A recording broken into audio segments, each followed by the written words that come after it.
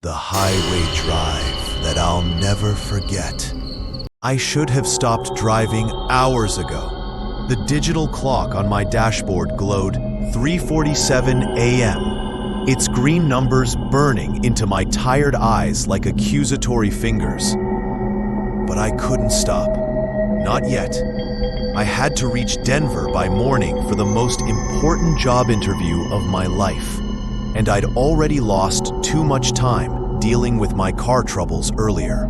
The highway stretched before me like a black ribbon, my headlights carving a narrow tunnel through the darkness. Interstate 80 through Nevada was supposed to be a straight shot, mostly empty at this hour, perfect for making up lost time. What I didn't expect was how oppressive the emptiness would feel. How the vast desert on either side would seem to swallow my small car whole. I'd been driving for 6 hours straight since leaving Reno, surviving on gas station coffee and sheer determination. The radio had given up on me somewhere around Winnemucca, dissolving into static that sounded almost like whispers if I listened too closely. So I drove in silence, with only the hum of my engine and the rhythmic thump of tires on asphalt for company. That's when I first noticed the truck. It appeared in my rearview mirror like a phantom, its headlights sudden and blazing. One moment the road behind me was empty. The next, those twin beams were bearing down on me with uncomfortable intensity.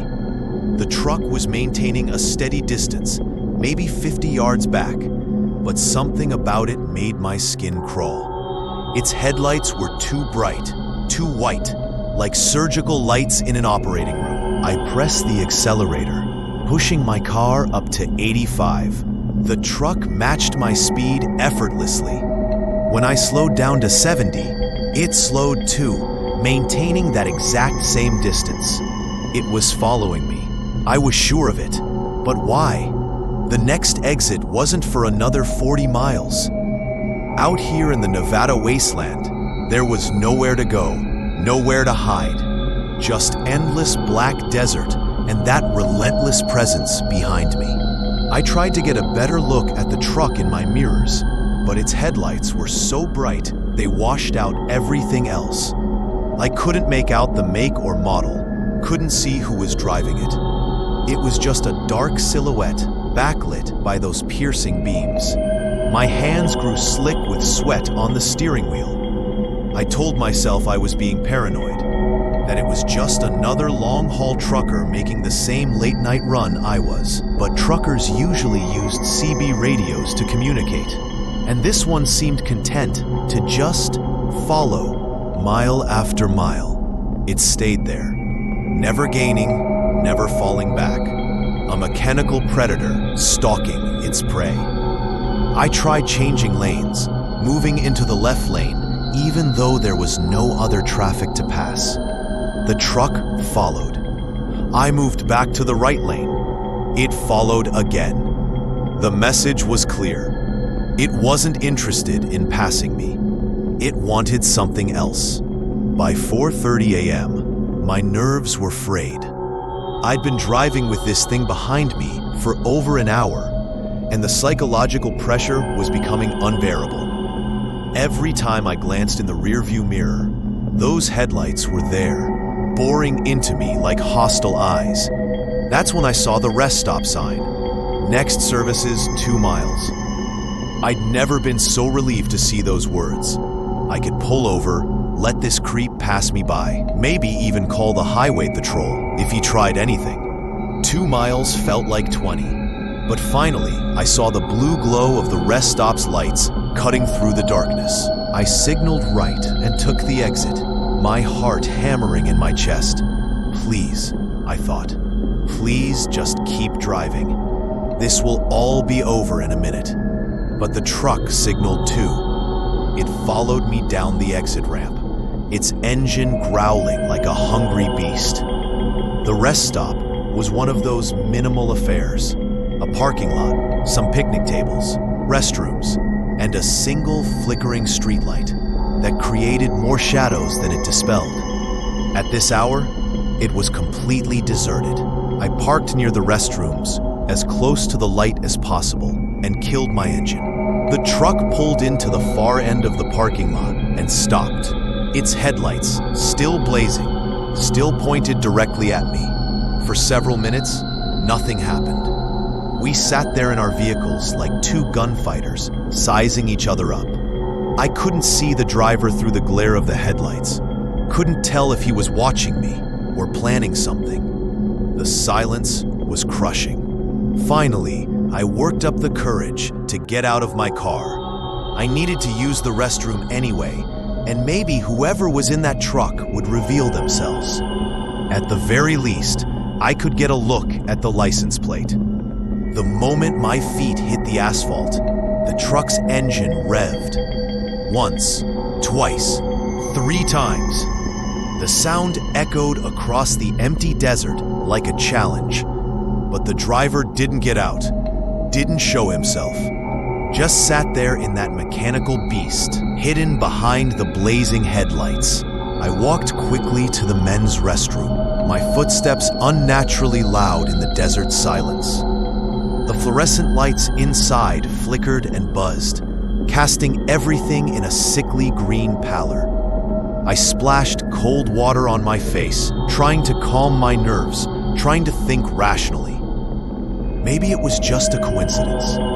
Maybe the driver had to use the facilities too. Maybe I was letting the isolation and exhaustion get to me, seeing threats where none existed.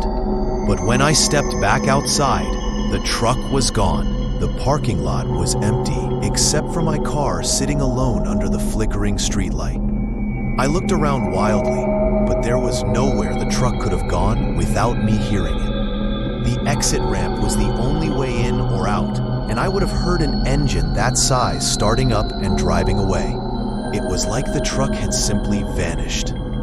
I stood there for a long moment, staring at the empty space where it had been parked, wondering if I was losing my mind. Had I imagined the whole thing? Was I so tired that I was starting to hallucinate?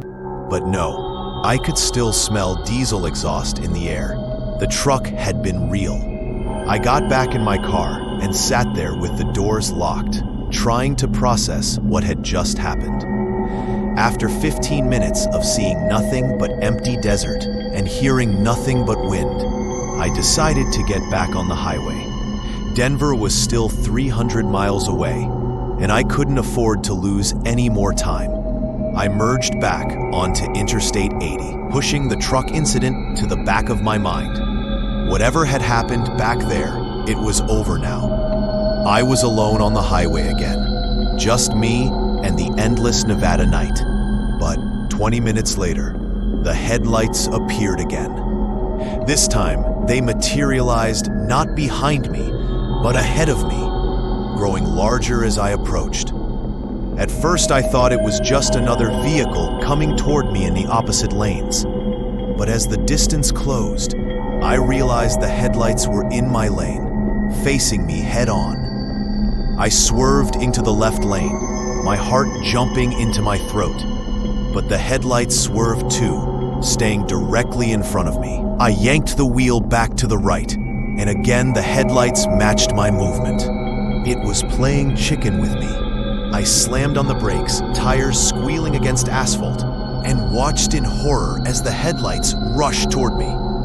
At the last possible second, they veered away, and I caught a glimpse of the truck's massive grille as it roared past me in the darkness. I sat there in the middle of the highway, engine idling, hands shaking uncontrollably. That truck had been heading straight for me, and if I hadn't stopped when I did, we would have collided head-on at a combined speed of over 150 miles per hour. I would have been killed instantly. This wasn't road rage or aggressive driving. This was attempted murder. I fumbled for my cell phone, desperate to call 911, but there was no signal. Out here in the middle of nowhere, I was completely cut off from help. I was on my own with whatever psychopath was driving that truck. I got moving again, but kept my speed down and my eyes constantly scanning the road ahead and behind.